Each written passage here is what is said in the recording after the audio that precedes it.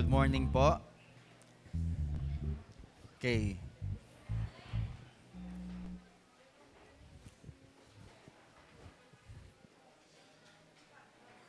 Okay. Pwede po bang sabihin niyo po sa inyong katabi, good morning? Okay. Last Sunday po, ang pinag-aralan natin ay about kay Abraham. Si Abraham.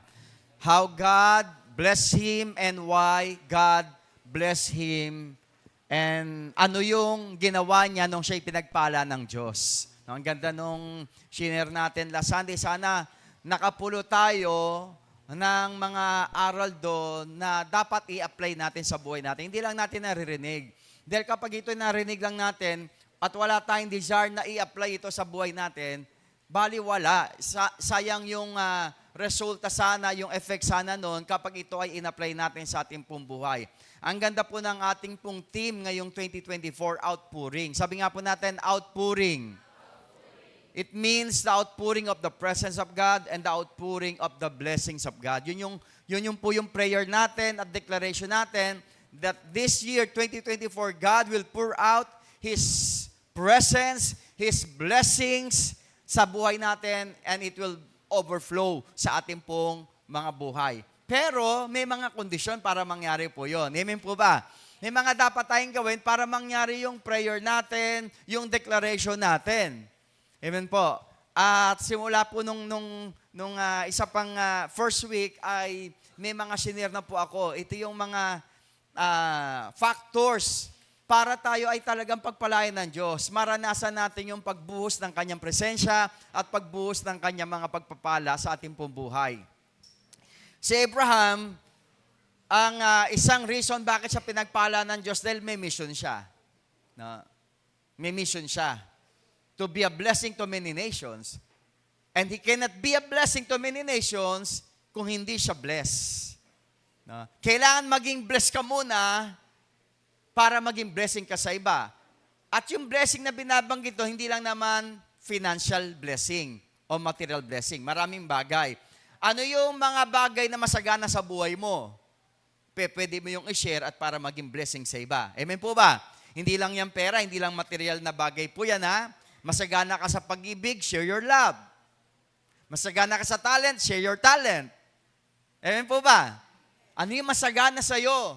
No? Na galing sa Panginoon, na binigay sa'yo, dinevelop ng Diyos sa'yo, gusto ng Diyos maging blessing sa iba. No? Bawat isa po sa atin ay may mission. At pagpapalain ka ng Diyos because you have a mission. Dapat alam mo ang mission mo. And your mission is primarily is to be a blessing to many people. No, yan yung isang dahilan bakit siya pinagpala ng Diyos, si Abraham. And another is he obeyed God. Sumunod siya sa Diyos when God called him. Sumunod siya. Napakalaga po kasi ng pagsunod. No, sa Bible, laging sinasabi ng Diyos, sumunod kayo, sumunod kayo. Bakit? Dahil sa pagsunod, mayroong pagpapala eh. Pero sa pagsuway, may sumpa. Sabi po ng Bible. If you want to be blessed by God, talagang pilitin natin makasunod sa lahat ng area ng buhay po natin. Amen po ba? Yung mga bagay na ayaw ng Diyos, huwag natin gawin talaga. At yung mga gusto niya, yun yung gagawin po natin. Sabihin mo po sa iyong katabi, sumunod ka na. And lastly, dahilan bakit siya pinagpala ng Diyos, he relied fully on God.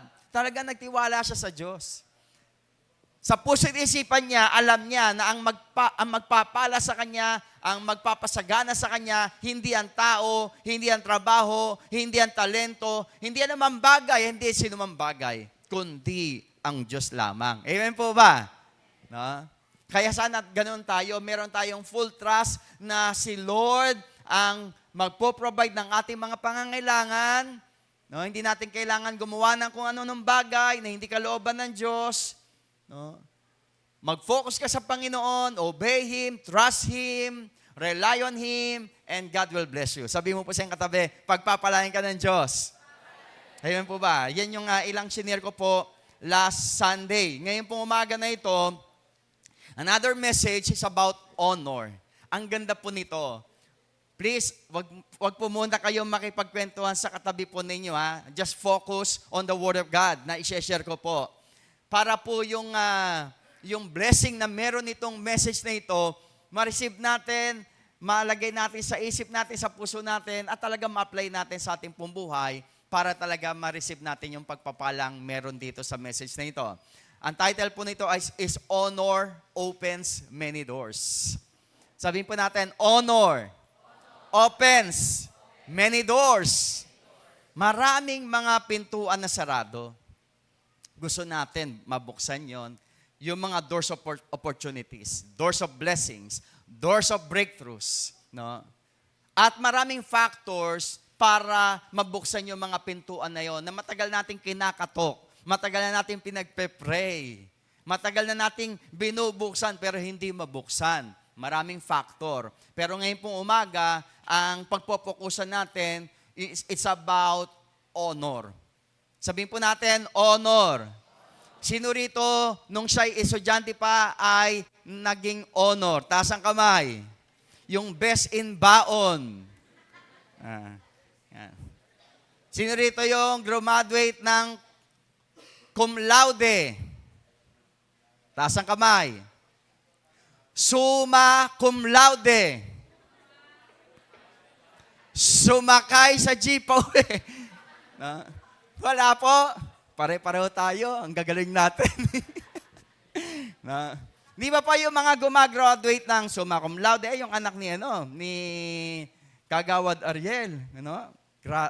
Ano yan? Cum laude, laging cum laude. Tapos nag-top notch nitong board exam. Palakpakan naman natin si Lord.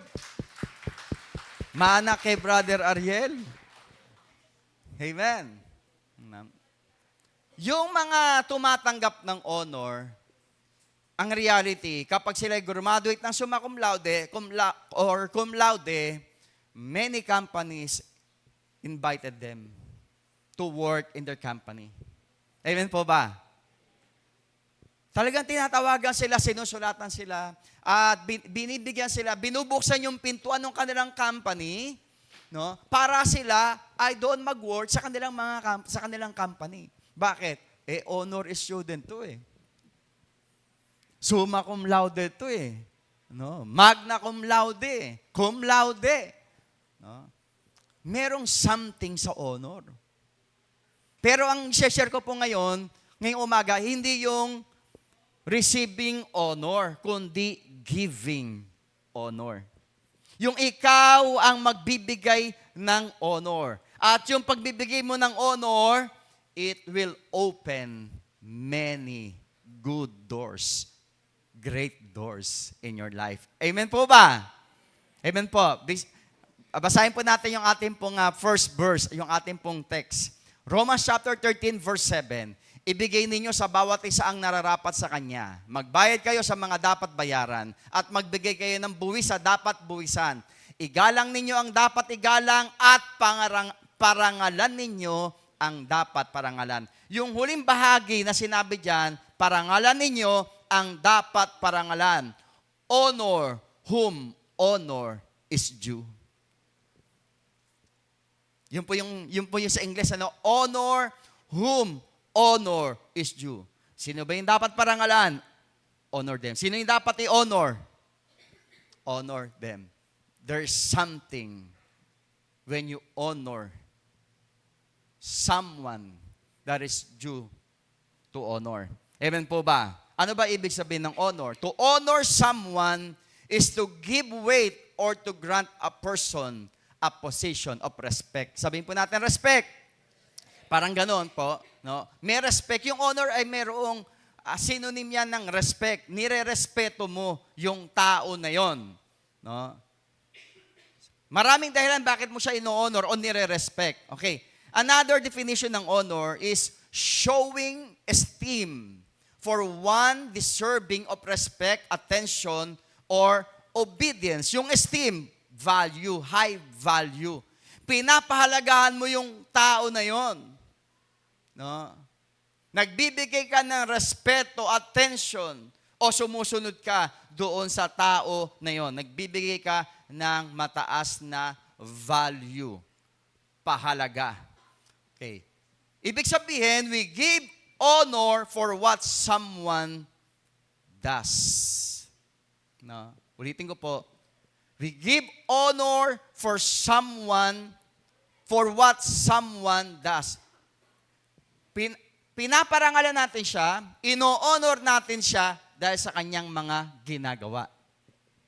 Mabubuti yung kanyang mga ginagawa, kaya ino-honor mo siya. Amen po ba? And another thing, we give honor for who someone is. Kanina, what? Ano yung mga, dahil binibigyan mo siya ng parangal dahil marami siyang mabubuting bagay na ginagawa. Pero itong pangalawa, we give honor for who someone is. Honor is not human worship. Kasi baka maisip natin, basta si Lord lang, no, yung ino-honor ko. Meron pong iba't ibang level ng honor. Of course, the highest honor should be given to yung pinakamataas na paggalang, parangal, siyempre sa Diyos lang yan. Pero merong honor na dapat binibigay sa tao. Amen po ba? It is not human worship and it is not man-pleasing. Depende siguro yan sa motibo mo. Bakit ka nagpaparangal, ino-honor? Piniplease mo lang ba siya? Niloloko mo? O talagang gusto mo siyang i-honor, parangalan, irespeto, dahil siya ay ganito kanyang mga ginawa. Kaya pinaparangalan mo siya.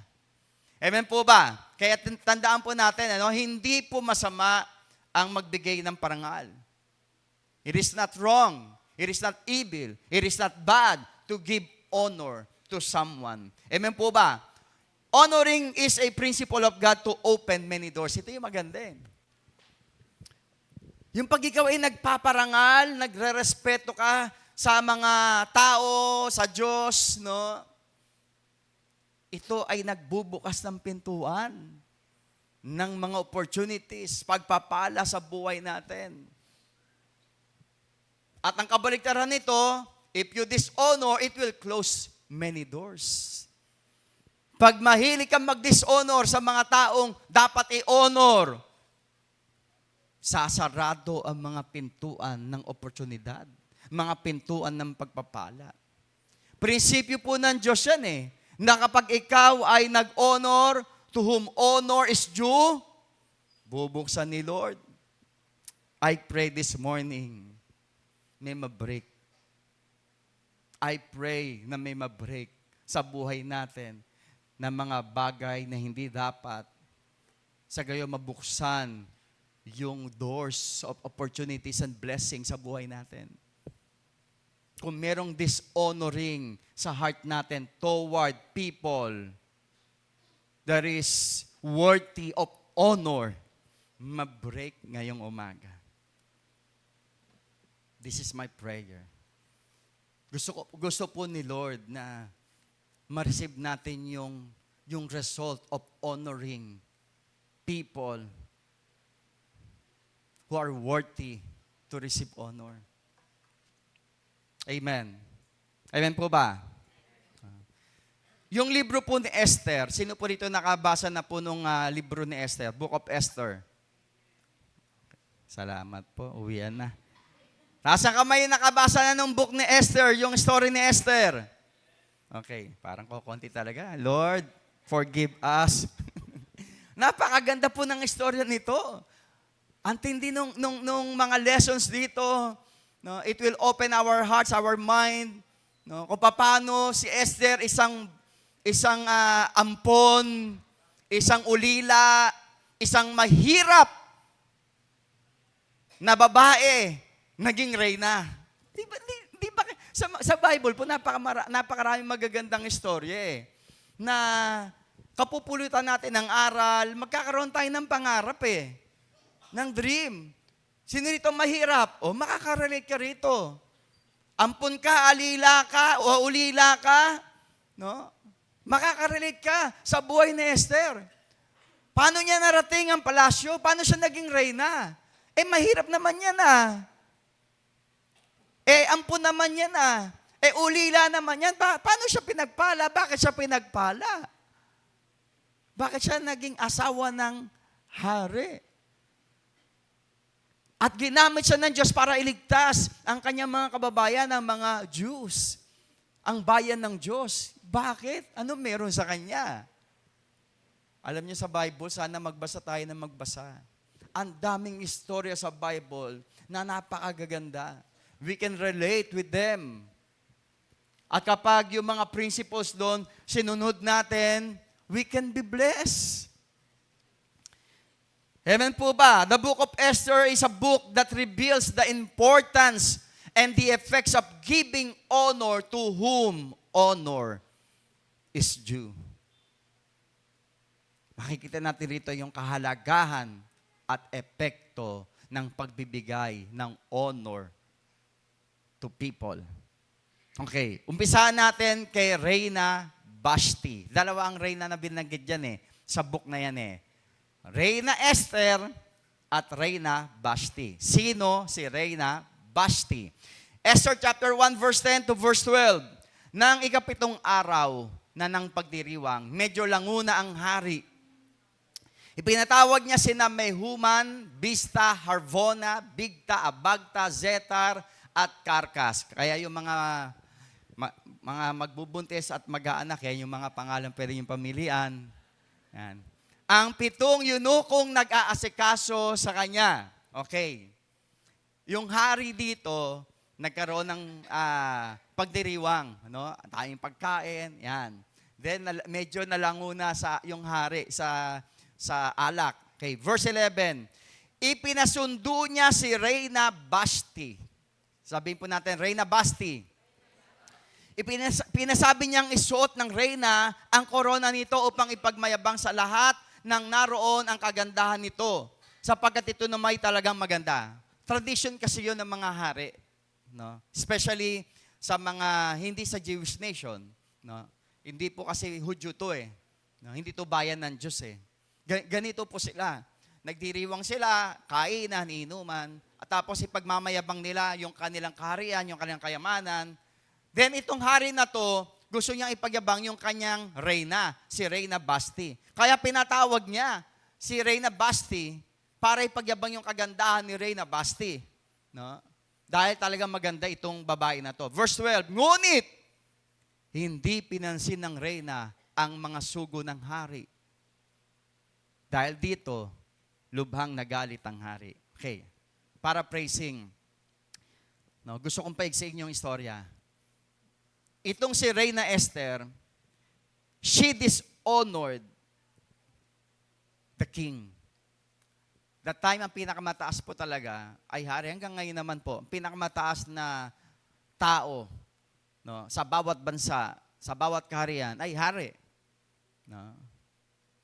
She dishonored the king. Hindi siya sumunod. No, asawa po niya, hari po niya yun, Pag binasa niyo po, hindi kita po babasahin lahat, si Reyna Vashti ay nag-organize ng sariling handaan. Pakinggan niyo po, yung hari nag-organize ng handaan sa buong kaharian. Kaya halos maraming mga tao, halos lahat ng tao naroon. No? At nagiinuman, nagkakainan, for many days. Pero si Reyna Vashti nag-organize ng sarili niyang handaan for her own honor. Pakinggan niyo po to. Yung hari nag-organize ng malaking gawain for his honor. Para parangalan niya yung sarili niya. Ganon sila Hindi pa nila kilala ang Diyos that time Pero si Reyna Vashti, nag-organize din siya ng handaan, kainan, celebration, para naman sa kanyang honor. At nung pinatawag siya nung hari, hindi siya sumunod. Double dishonor. Napansin niyo?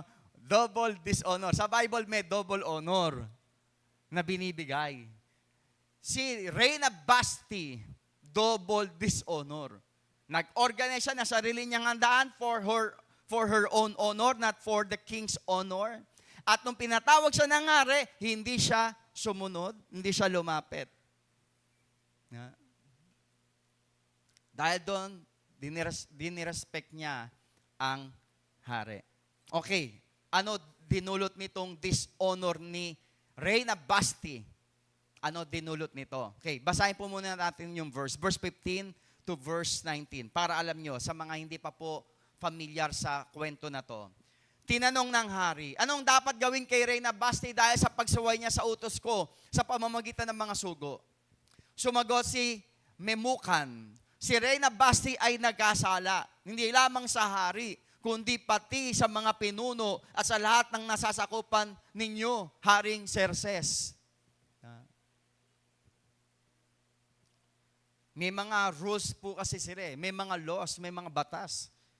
At yung ginawa ni Reyna Basti ay labag sa batas ng kaharian. Verse 17, ang pangyayaring ito'y tiyak na malalaman ng lahat ng babae sa kaharian.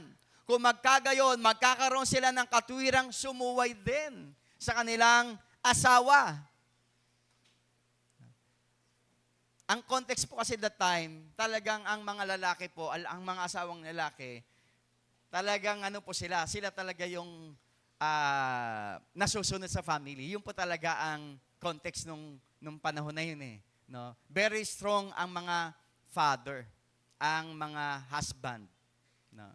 Talagang ang wife, ang mga anak dapat talaga sumusunod sa kanila. Ang tawag pa nga sa mga husband ay Lord. Biro mo, Lord. Kaya lang hindi capital L, small l. Panginoon. Ganon. Yung tawag ng mga wife sa kanilang mga husband. Ang tindi ng ibinibigay na honor, respect sa mga husband, sa mga asawang lalaki. No? Taas ang kamay ng mga asawang lalaki. Gusto niyo ba yan? Pero hindi ganon ang binigay ni Reyna Basti. She disrespected the king. She dishonored the king. Then, ang pangyayaring ito'y tiyak na malalaman ng lahat ng babae sa kaharian. Kung magkagayon, magkakaroon sila ng katwirang sumuway sa kanilang asawa. Idadahilan nilang sinuway ni Reyna Basti ang hari. Di kami rin, susuwayin ka rin namin. Ganun po eh. Amen po ba? Sinuway ng Reyna ang hari, di malalaman to ng buong kaharian. Di yung mga asawang babae. Si Reyna Basti nga eh. Sinuway si Haring Xerxes eh. Ikaw rin, susuwayin din kita. Ganun ang magiging effect nun sa buong kaharian. No? Verse 18. Ngayon pa ay natitiyak kong alam na ito ng mga pangunahing babae ng Persya at Media at sasabihin na sa mga pinuno ng hari. Dahil dito, tiyak na lalaganap ang kawalan ng respeto sa mga asawang lalaki. At ito yahantong sa maraming kalupitan. Magkakaroon talaga ng kaguluhan, ng division, no? ng pagkawasak ng mga pamilya. Dahil doon sa ginawa ni Reyna Basti. Verse 19. Kaya, kung inyong mamarapatin, magpalabas kayo ng isang utos na maisasama sa mga kautusan ng Persya at Media para hindi mabago. Sa bisa ng utos na ito, aalisin kay Basti ang pagiging reyna at papalitan siya ng mas mabuting reyna. Okay, pakinggan niyo po ito. Ito yung resulta ng dishonor ni Basti sa hari. No? Dishonor can divide a family and a kingdom. Pakinggan niyo po ito. Dishonor can divide a family and a kingdom. Kapag walang honor sa isang pamilya, sa isang organisasyon, sa isang kaharian, sa isang samahan, madidivide. Sa loob ng bahay, kapag ang mag-asawa, walang pagpaparangal sa bawat isa, walang pagrerespeto sa bawat isa, hindi magtatagal yan, madidivide yan, masisira. Ganun din sa anumang grupo, anumang organisasyon. Sa church, ganun din.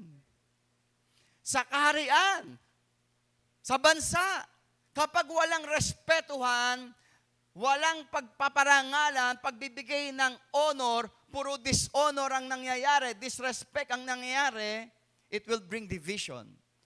Another, dishonor can expel you from position, power, influence, and abundance. Nangyari yan kay Reyna Basti. Dahil dinishonor niya yung hari, sipa ka. Tanggal ka sa pagka-reyna, tanggal ang posisyon, tanggal ang kapangyarihan, tanggal ang influence, maging ang kasaganaan, tanggal because of dishonoring. I pray this morning, mag-gets talaga natin ito. So we can experience yung the plan of God. No? Yung great plan of God sa ating buhay. And this honor can close doors. This honor can close doors. Holy Spirit, minister, speak to each and everyone in this place. Sinasarado nito ang mga magagandang opportunity, mga pintuan ng pagpapala kapag merong disrespect, merong dishonor. Tingnan natin yung family natin, sa mag-asawa, mga mag-asawa na narito. O kung ikaw lang narito, wala yung asawa mo. Sa inyong mag-asawa ba, meron bang dishonoring na nangyayari? Disrespectful na nangyayari? Hindi mo ginagalang ang asawa mo, hindi mo nire-respeto ang asawa mo. Meron ba? Hadlang yan sa pagpapala ng Diyos sa inyong pamilya. At kung gusto mo makalaya, baguhin mo yan. Nasisira ang pamilya because of dishonoring and disrespect. Yung magandang plano ng Diyos, hindi mo marating, hindi mangyari. Kasi walang paggalang sa isa't isa, walang parangal, walang respeto sa isa't isa. Ngayon pa lang, yung mga nagpaplanong magpakasal, yung mga boyfriend, girlfriend pa lang, matutunan na natin yung honoring and respect.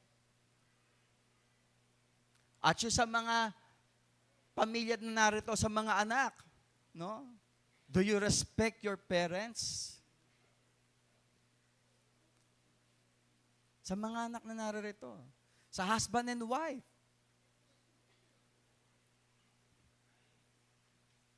Amen. Meron po ba tayo na kukuha, napupulot? Okay. Yan po si Reyna Basti. Punta tayo kay Reyna Esther. Okay.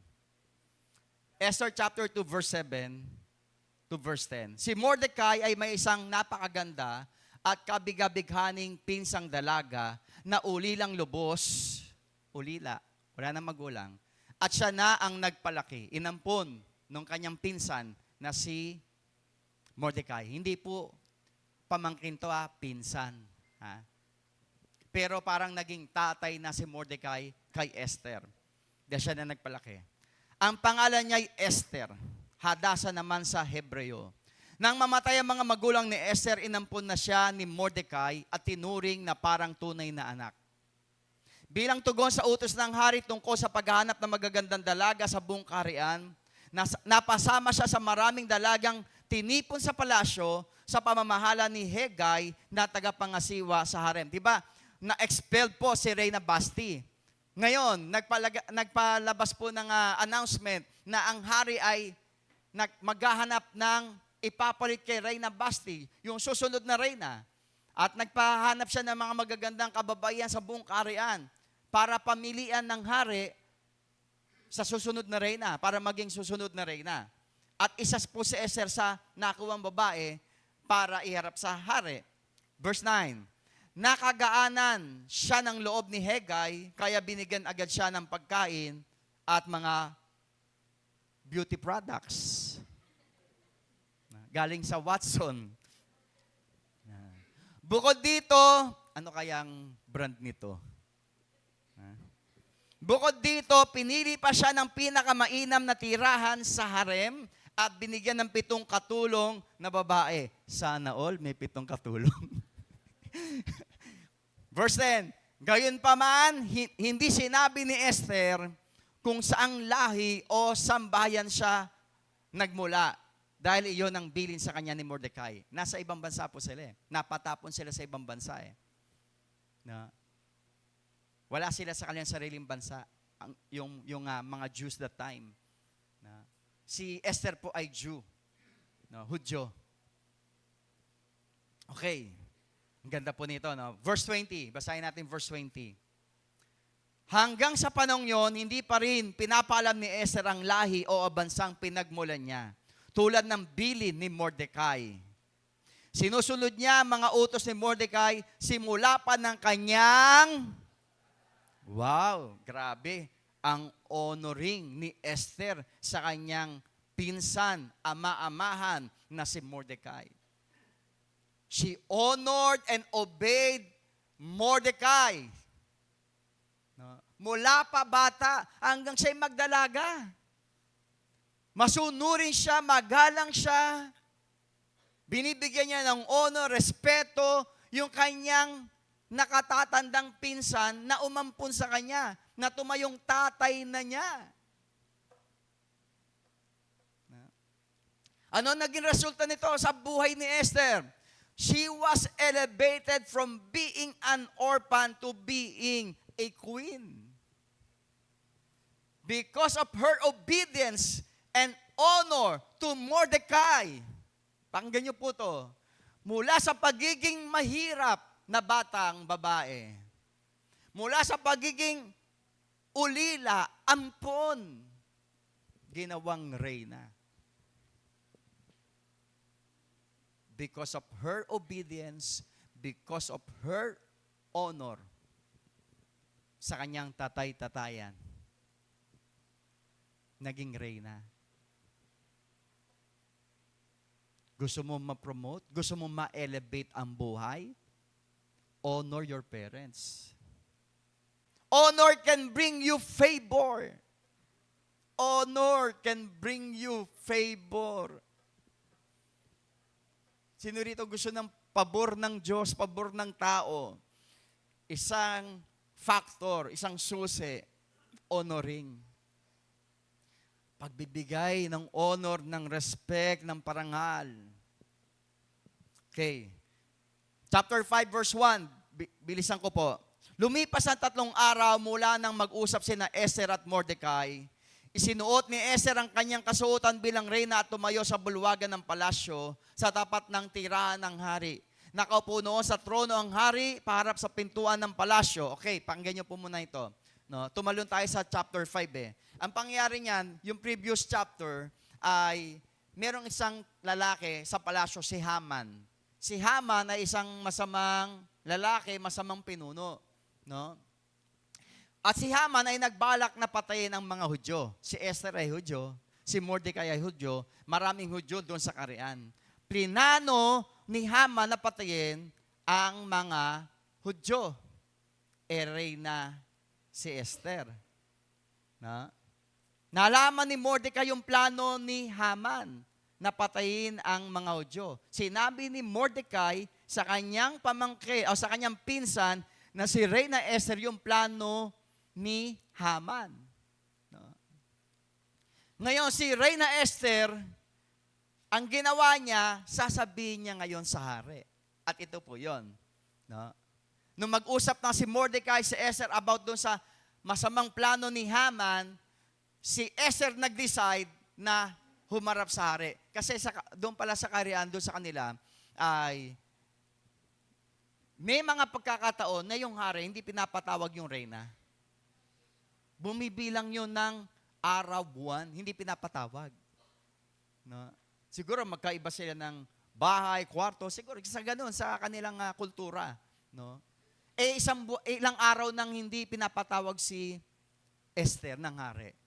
At merong batas sa Karian, kapag humarap ka sa hari na hindi ka pinapatawag, pugot ulo ka, patay ka. Yun ang batas sa Karian na yun. Hindi siya pinapatawag, maraming araw na. Pero sabi niya, haharap pa rin ako sa hari, patay kung patay. Ito po yun. Okay, verse 2. Humarap siya sa hari, nalugod siya nang makita sa Esther, at itinuro niya rito ang kanyang gintong setro. Lumapit naman sa Esther at hinipo ang dulo ng setro. Tinanong ng hari, bakit aking reyna? Sabihin mo kung anong ibig mo at ibibigay ko sa iyo. Kahit ang kalahati ng aking karian. Wow! Grabe, no? Sumagot si Esther, kung mamarapatin ng mahal na hari, dumalo po kayo ni Haman, kayong dalawa ni Haman, ngayon, sa piging na inihanda ko para sa inyo. Okay, pakinggan niyo po ito, ha? Nung lumapit siya sa hari, she humbly bow down, honor the king. Pakinggan niyo po. Nagpakumbaba siyang lumapit sa hari, may paggalang, may pagrespeto. No? At ito pa, hindi lang yon na nagpakumbaba siyang lumapit sa hari, may paggalang, may pagrespeto, may pag-honor. Nag-organize siya ng handaan para sa karangalan ng hari. At 2 beses niya itong ginawa bago niya sinabi yung plano ni Haman. Nagigets niyo na po? No? Kakaiba sa ginawa ni Vashti. Si Vashti, nag-organize siya ng handaan for her own honor. Pero si Reyna Esther, nag-organize siya ng handaan for the king's honor. Grabe na. Nakikita niyo po? Sino po nakakasunod? Taas ang kamay. No? Kakaiba tong si Reyna Esther. No? Talaga nagbigay ng mataas na honor sa hari. Ano resulta? Nabasa natin, the king offered her half of the kingdom.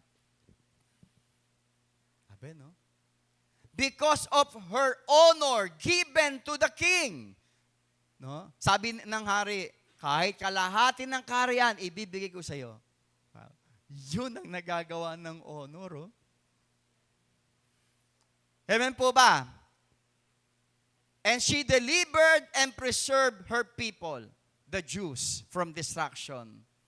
At si Haman, na nagplanong patayin ang mga Hudyo, ay pinatay ng hari. Lahat nag-umpisa sa honoring. Sa paggalang, pagrespeto, pagbigay ng parangal. Amen po. Okay, tignan po natin ito. Honor can result to your expansion. Sino rito gusto niya ng expansion? Promotion. Honor. Honor. Give honor to whom honor is due. Ibigay mo yung parangal sa mga dapat parangalan. I-honor mo yung dapat i-honor. I-respect mo yung dapat i-respect. And honor can be a way to thwart the plan of the enemies. Yung plano ni Haman na patay ng mga Hudyo, hindi nangyari. Because of honoring, yung masamang plano, hindi natuloy. There's something in honor. Honor is a weapon against the enemies. Ayaw na ayaw ng kaaway na meron kang ino-honor na tao. Ang gusto lang ng kaaway, siya ang i-honor mo. Ayaw ng kaaway na meron kang ino-honor na iba. Ayaw ng kaaway na ino-honor mo ang Diyos. Ayaw ng kaaway na ino-honor mo mga taong dapat i-honor. Ang gusto ng kaaway, siya ang i-honor mo sa iyong buhay. Okay, punta tayo kay Mordecai. Okay. Tapos na tayo kay Reyna Vashti, kay Reyna Esther, kay Mordecai, yung pinsan na nagpalaki kay Reyna Esther. Esther chapter 2, verse 21, lahat po ito nasa Esther. Okay, sa book of Esther. Isang araw, habang nasa bulwagan ng palasyo si Mordecai, narinig niyang nag-uusap ang 2 yunukong bantay pinto na sina Bigtan at Teres. Galit sila kay Haring Xerxes at balak nilang patayin ito. Okay. Kanina si Haman, balak patayin ng mga Hudyo. Itong 2 naman na to, na bantay pinto, balak patayin ng hari. Okay. Nang marinig ito ni Mordecai, gumawa siya ng paraang makausap si Reyna Esther. At sinabi rito ang kanyang narinig. Sinabi naman ito ni Esther sa hari, pati ang tungkol kay Mordecai. Pinaimbestigahan ito ng hari at napatunayang totoo. Kaya pinabitay sina Bigtan at Teres, yung 2 bantay pinto, na nagplanong patayin ng hari, pinabitay. At ang pangyayaring ito isinulat sa aklat ng kasaysayan ng kaharian. Okay, pakinggan niyo po. Yung binigay na honor ni Mordecai para sa hari. He honored the king by protecting him from assassination. May planong pagpatay sa hari, pero nung malaman yun ni Mordecai, sinabi yun. No? Bilang pag-honor sa hari that time.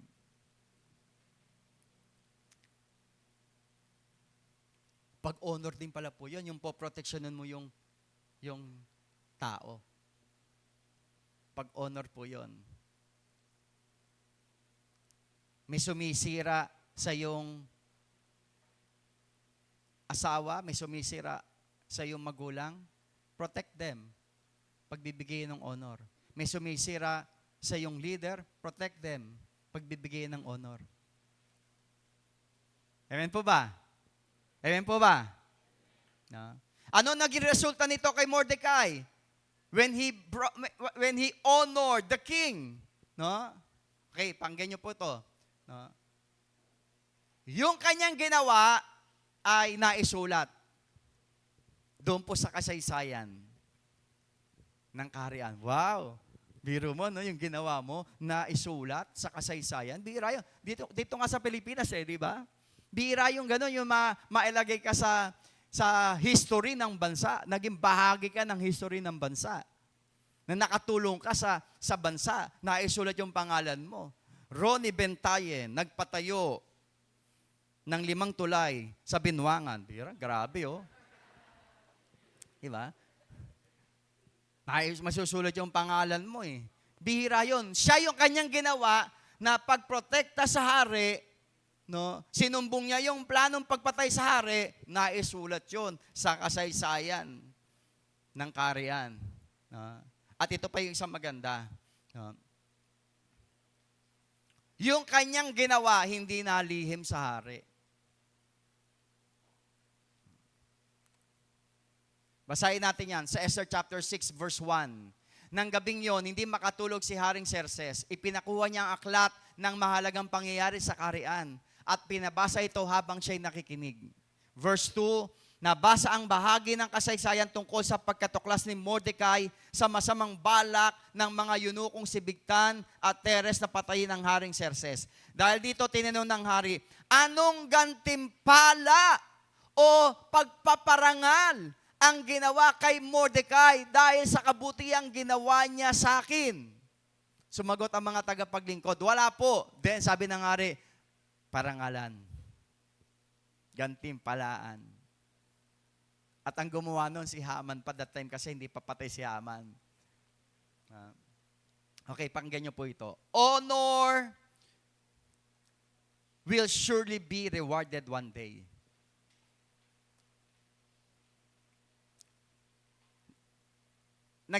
Lagi ka nagbibigay ng honor, ng respect sa ibang tao. No? One day, i-reward yan. Maybe hindi today, maybe hindi tomorrow, pero one day, it will be rewarded. At napansin ko po rito na yung ginagawa mong respect, honor, hindi malilihim kailanman. Gumagawa ka ng sikretong kabutihan. No? Nililihim mo yung kabutihan mo, pero hindi yan malilihim ng matagal na panahon. Yung kabutihang ginawa ni Mordecai para sa hari, hindi nalihim. Naisulat nga eh. Tapos nabasa pa, narinig pa ng hari.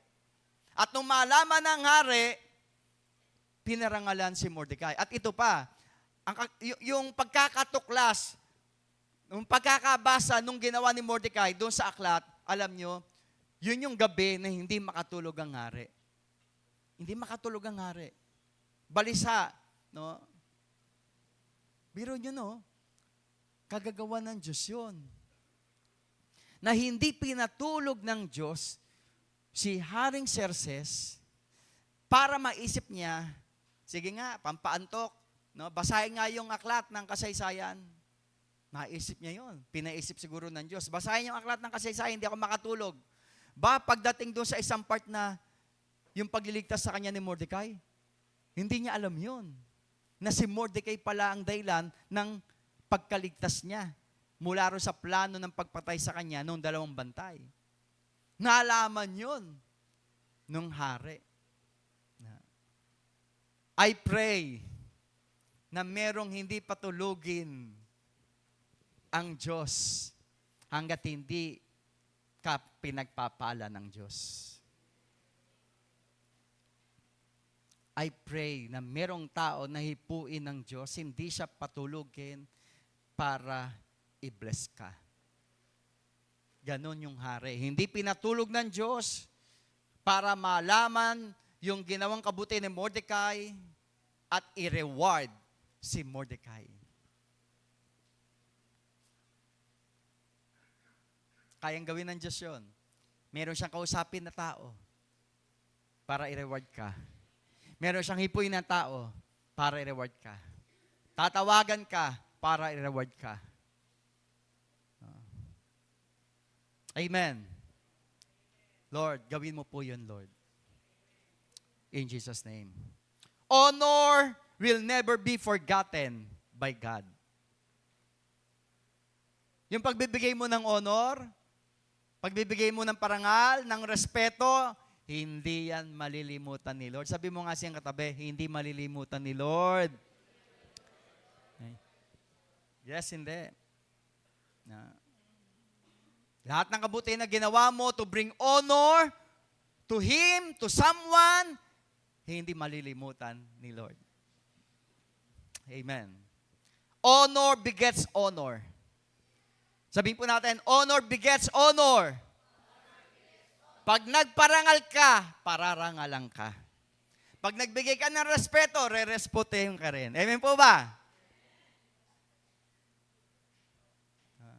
Honor begets honor. Honor receives honor. Totoo po yan. In-honor ni Mordecai ang hari, in return, in-honor ng hari si Mordecai. Kaya wag kang manghihinayang na magbigay ng honor. Kasi babalik sa iyo yun. Yung honor na binibigay mo, yung parangal na binibigay mo, yung respeto na binibigay mo, babalik sa iyo yan eh. Ibabalik ng Diyos. Amen po. Okay. Dito po tayo magtatapos sa story ni Haman. Okay. Naiinip na si JP, oh. Ang tagal ni Pastor, oh. Grabe, ginanyanan ako, oh. Sorry na. Ang hira.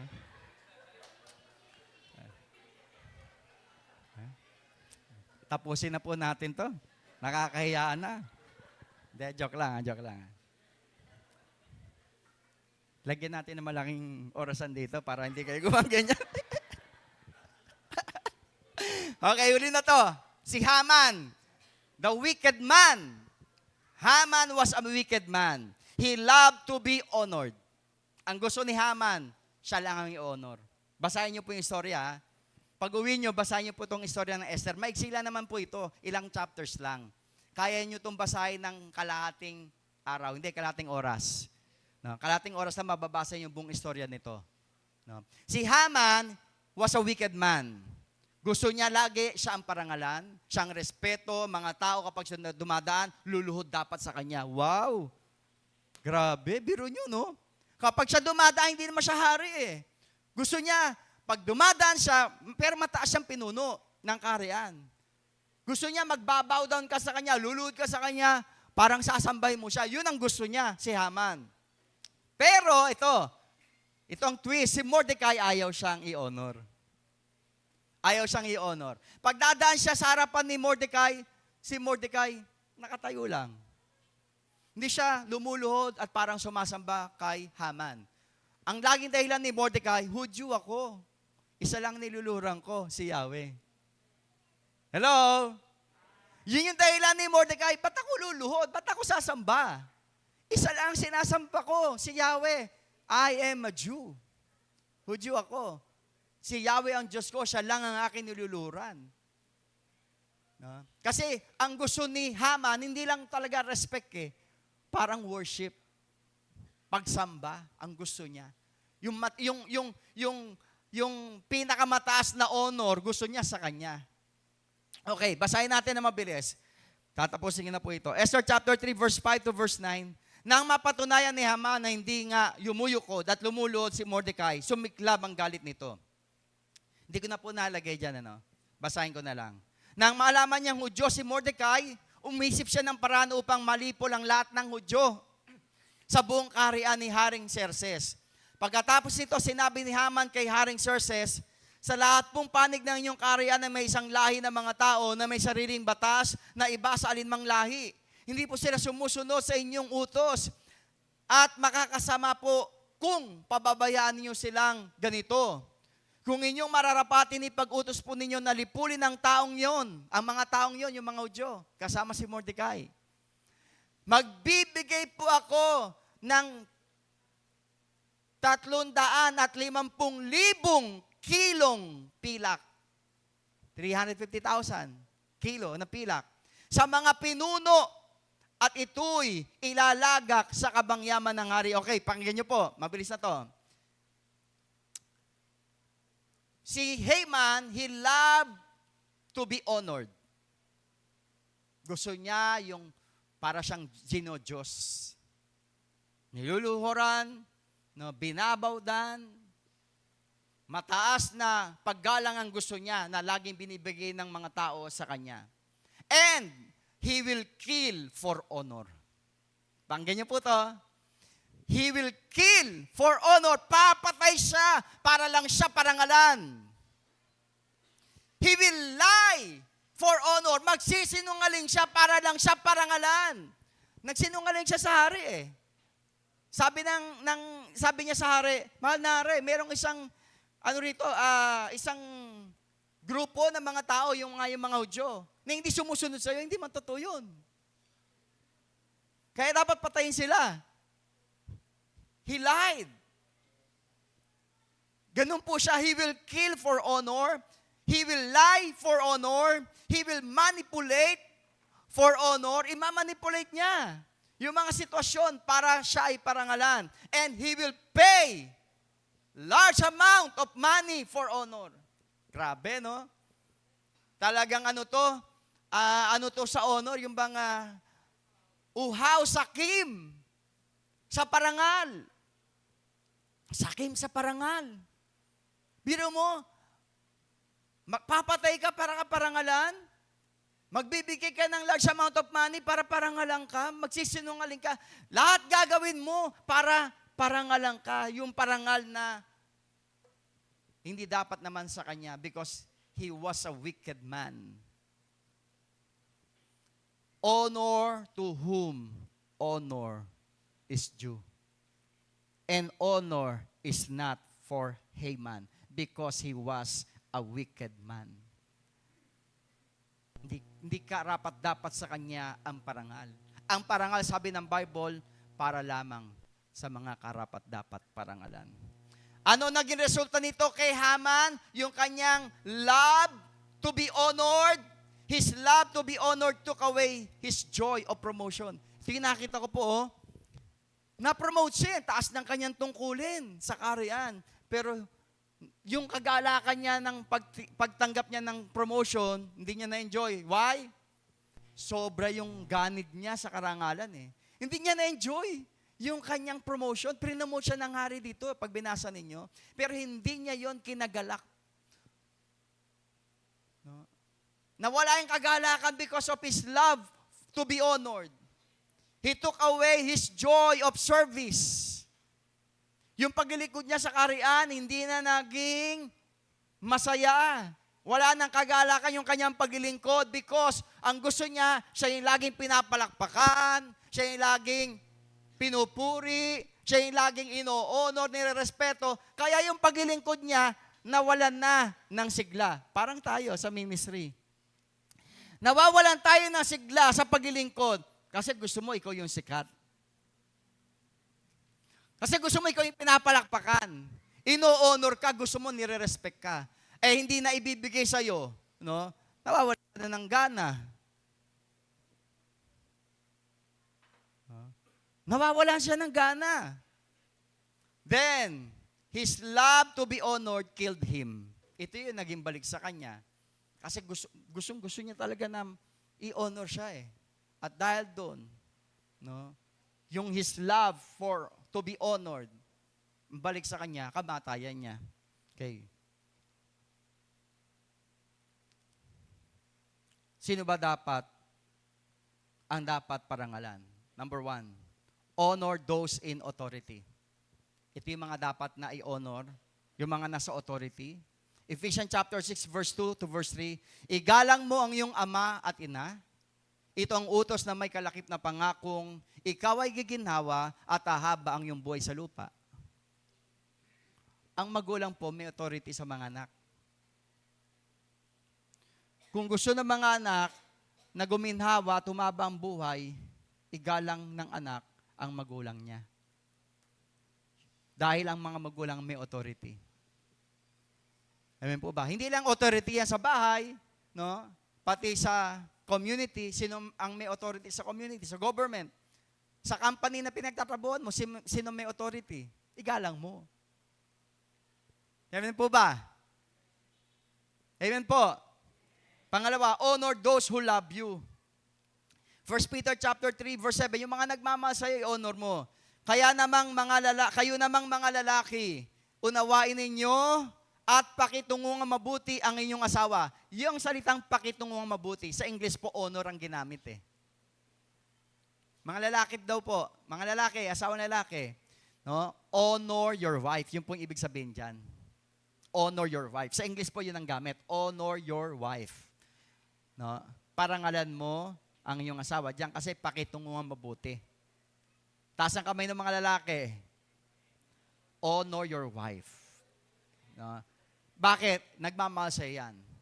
No? Honor those who love you. Sino yung nagmamahal sa'yo? Honor them. Honor them. Mahal ka ba ng asawa mo? Honor mo siya. Mahal ka ng anak mo? Honor mo siya. Mahal ka ng kaibigan mo? Honor mo. Lahat na nagmamahal sa'yo, give honor them. Amen po ba? No? Pangatlo, honor those who minister to you. No? Honor those who minister to you. Yung mga nagtuturo sa inyo, mga nag-aalaga sa inyo, nagdi-disciple sa inyo, nagse-cell-group sa inyo, nagtuturo ng salita ng Diyos, honor them. Alam niyo sa Bible, double honor ang binabanggit dyan. Basahin natin. 1 Timothy chapter 5, verse 17, ang mga pinunong mahusay mamahala ay karapat-dapat tumanggap ng paggalang at kabayaran. Sabihin po natin, paggalang at kabayaran. Lalo na ang mga masigasig sa pangangaral at pagtuturo ng salita ng Diyos. Paggalang at kabayaran. Double honor. Sa English po, yung salitang double honor ang ginamit. Give double honor sa mga nagtuturo ng salita ng Diyos. Give double honor. Another, honor those who are God's children. Yung kapatiran, ito. Dapat bawat isa sa atin nag-o-honoran, nagre-respetuhan. Amen po ba? Romans chapter 12 verse 10, magmahalan kayo bilang tunay na magkakapatid at pahalagahan ninyo ang iba nang higit sa pagpapahalaga nila sa inyo. Yung pagpapahalaga sa English, honor ang ginamit. And lastly, honor God. Honor God.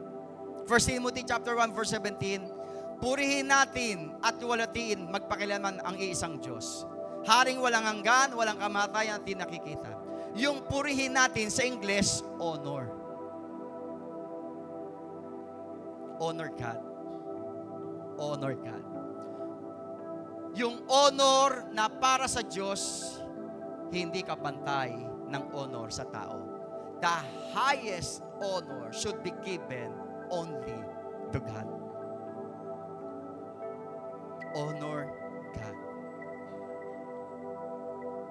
The supreme level of honor para lang yan sa Diyos. Amen. I pray sana this morning matuto tayong mag-honor sa bawat isa. Honor those people who are worthy of honor. Honor to whom honor is due. Tumayo po tayo.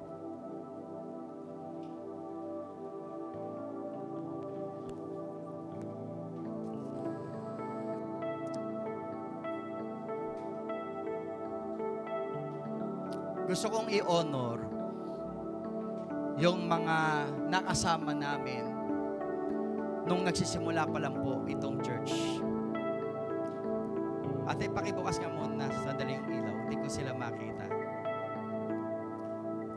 Gusto kong i-honor yung mga nakasama namin. No? Pioneer po itong church. Pakibukas lahat. Yan.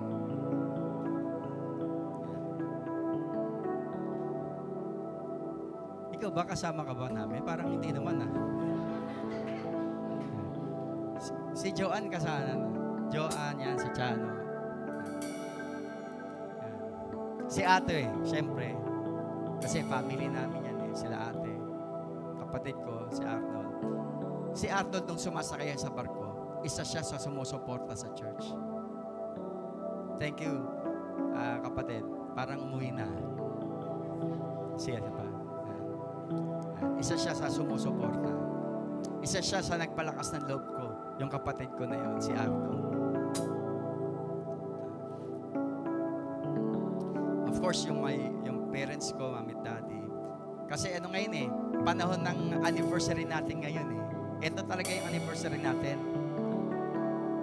Ngayon talaga yung anniversary natin. Na-delay lang.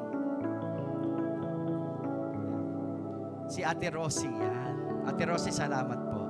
Sir Venus, yan. Number 1 supporter din yan.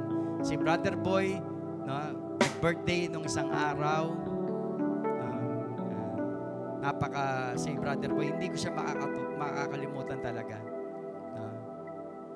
Iba ang klase yung puso ni Brother Boy. Pastor kasi. Alam niya Alam niya. I honor him. Kahit wala na siya. Si Gina, yan, si Jody. Yan, nasan yung si Gina at si Jody? Salamat sa buhay ninyo. Kayo yung binigay ni Lord para masimulan yung naging kapartner namin sa pagsisimula ng church na to. Wala na. Si Nanay Rosa, yan. Si Nanay Rosa. Sir Helen, wala na. Nasa Nueva Ecija na si Sir Helen Meron pa ba? Si Nanay, of course. Nanay siya ng asawa ko Sigurado yon kasama siya. Okay. Si Nanay Remy, si Tatay, wala na rin si Tatay Si Tatay, nako. Pag may nakita yung gagawin, pupukpukin. Pupukpukin niya. Kahit hindi dapat pukpukin. Hindi. Karpintero kasi yun Kompleto yun. Si Jack of all trades, si Tatay Basta may gagawin sa church, laging naroon yun. Kaya ko yan, pero matanda na senior citizen na yun. Pero pag may gagawin, naroon lagi si Tatay. Merong kukumpunihin, may pupukpukin, naroon si Tatay. Konti lang ilan lang? Wala pa tayong 10? Meron bang 10? No? Wala na iba, sumalangit na ba? Hindi naman. I honor you. Yung mga nakasama po nung pioneer itong church na to. And of course, kayo po na sumusuporta sa gawain, nagpe-pray for us, nagpe-pray for the ministry, for the expansion ng ministry, sumusuporta ng pinansyal. I honor you, I respect you, and I thank God for your life. I-develop natin ito sa atin. Tayo yung tao na maging tao na laging nagbibigay ng parangal sa kapwa natin. Nagbibigay ng respeto. Huwag tayong mag-disrespect, mag-dishonor. Huwag natin tularan si Haman.